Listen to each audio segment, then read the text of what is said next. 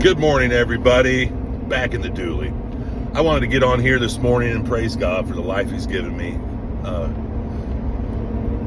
for family, for the struggles, for the opportunities, the good days and the bad days. They're all a blessing from God, and I'm just excited to be alive and to have the opportunity to serve Him today. I wanted to get on here real quick on the way into work and talk to you guys about a young man in his late 40s, single dad with two beautiful boys. We've watched them grow up almost for a decade now. Josh Omala, he's a resident of Kenya. He was living down in Mombasa, and he's an awesome pianist. Fears God, God-fearing man. He's got, like I said, he's a single dad with two boys that he's raising, and he did pretty well for many years there. We sent him a piano. We've collected pianos for a container to send to him, and that didn't quite work out because of the high import taxes. We were going to resell them, so we weren't going to send them in as a donation. We were going to sell them and help out his music studio and money for him to survive on over there. It's always a struggle in a third world country, but he was surviving pretty well. Had an automobile for a while there, an apartment, a studio in the Reef Hotel where he taught piano lessons, and he would trumpet and drums, and we've sent him a lot of musical instruments, collaborated with Josh over the years. He's even come over about 6-7 years ago, came over for a week to visit us. All our sales associates at the piano store got to meet Josh and got to know him, and he's just a God-fearing man, loves God, loves people, and loves piano and music, and We've worked with him over the years, sponsor him. I still sponsor him. But after COVID, everything changed, I guess, all over the world. But all his playing gigs in the hotels slowed down. He was down to about 1 or 2 piano lessons a week when he had 20, 30, and was making a decent living off of teaching piano to the wealthier families in Kenya that could afford and wanted their kids to be involved with music. We've shipped Josh a brand new studio piano, and he used it. We've got many videos of him playing on that, bringing it from event to event.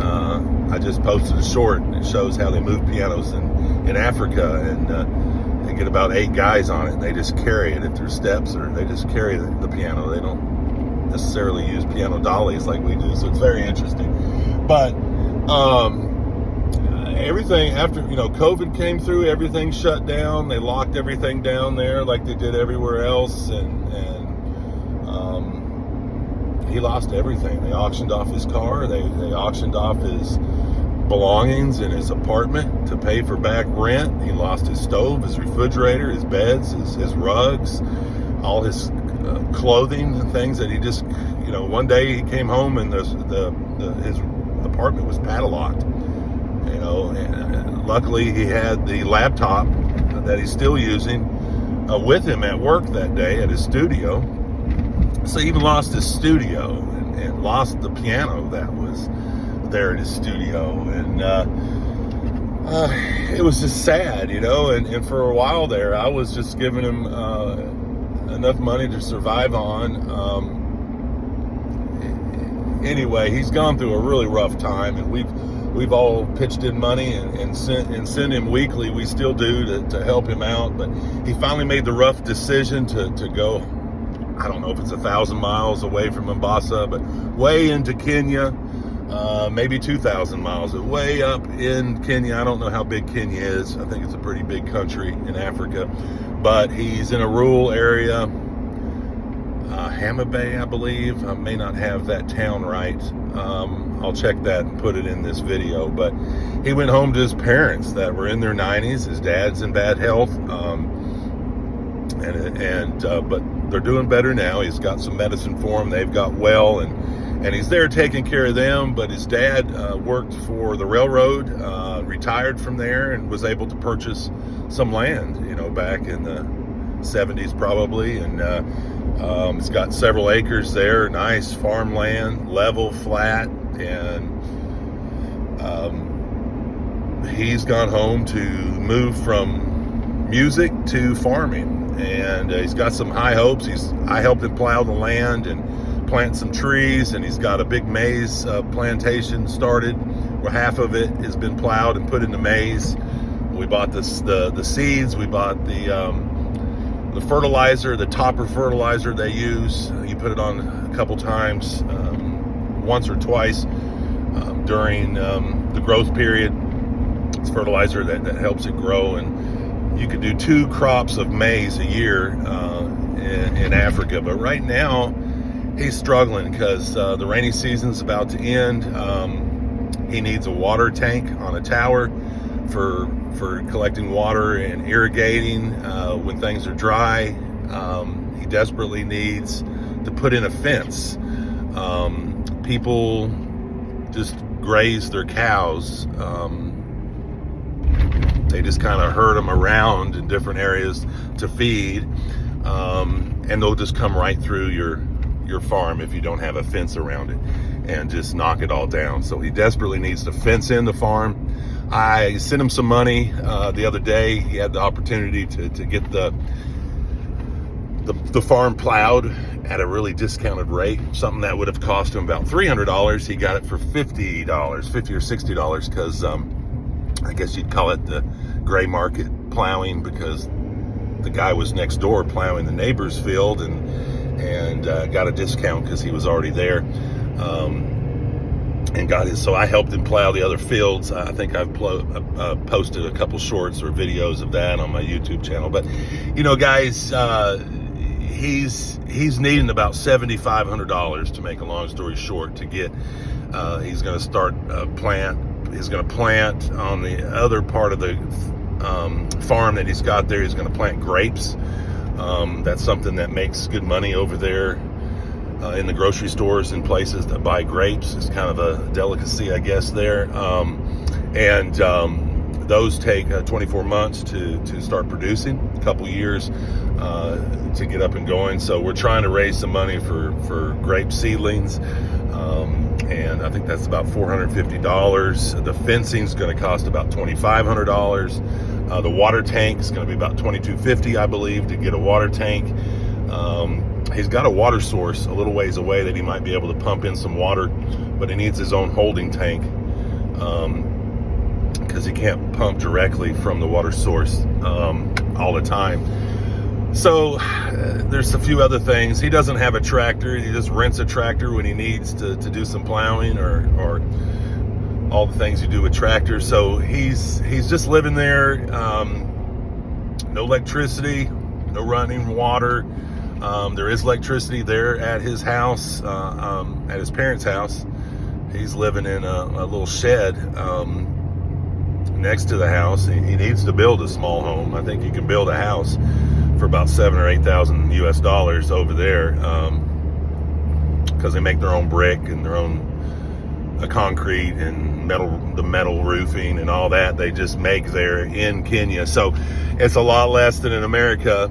That's another project that I'm sure he would love some help on. But right now, I've started a GoFundMe account for Josh. I hope you guys can get on there. If you just have $50 or $10 or $5 or $100, it'd be much appreciated to help Josh get up and off the ground. Like I said, I'm sending him between $50 and $100 a week just to keep his boys fed in Mombasa. He had to leave his boys with some people he knew there, and it's costing like $45, $50 a week to feed them, 2 or 3 meals a day. And so I'm helping with that, and we're all pitching in and trying to come up with some money to help him on his farm. But he's just kind of stuck right now. He really needs some help to get this farm fenced in, the water set up so he doesn't lose the crop in a few months when the rain quits coming down, and the fertilizers that he needs to keep things growing, the seedlings, so he can start the grapes and the other. He's planted some mango trees and maybe avocado, a few other things. He's got a beautiful piece of land that was donated to him or willed to him from his dad and mother that are still alive there on the property. And I'll send you some photos of that. Josh is a great guy. I'd love to see him get this farm up and going in the next few months and be able to sustain himself and stand on his own 2 feet. That's what he desperately wants, and we want that for him. Like I said, we've been sponsoring him for over a decade, and we just hate to see what has happened in the music industry in Mombasa, Kenya. It is completely died, and there's just no piano lessons, no piano gigs over there right now, and his life is turned upside down. From living in an air-conditioned apartment, from driving a car, and performing at night in some of the finest restaurants and hotels, and teaching piano in his studio, to sleeping on the ground with no electricity, no running water, no toilet. There's just a hole in the ground that they have to squat over. So he is living in a primitive lifestyle, but he's asking for help to get this farm up and going. So, hey, if the Lord impresses upon you to help Josh, please do so. I promise I'm going to send 100% of every penny that comes into this GoFundMe. It's in my name, because he's not in the U.S. I have to be in the U.S. to do a GoFundMe. But I am going to post the MoneyGram receipts anytime we pull money out of that GoFundMe. If he needs $300 desperately, that he does right now, just to start one side of his fencing. I think it's going to cost about $2,250 for all the fencing he's doing, or $2,500.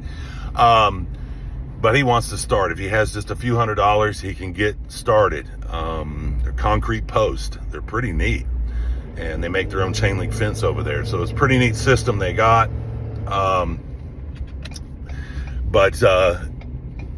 And I will also have Josh post receipts of what he's spent the money on, so that you know that this money is being spent correctly, the way that we're saying it's being spent.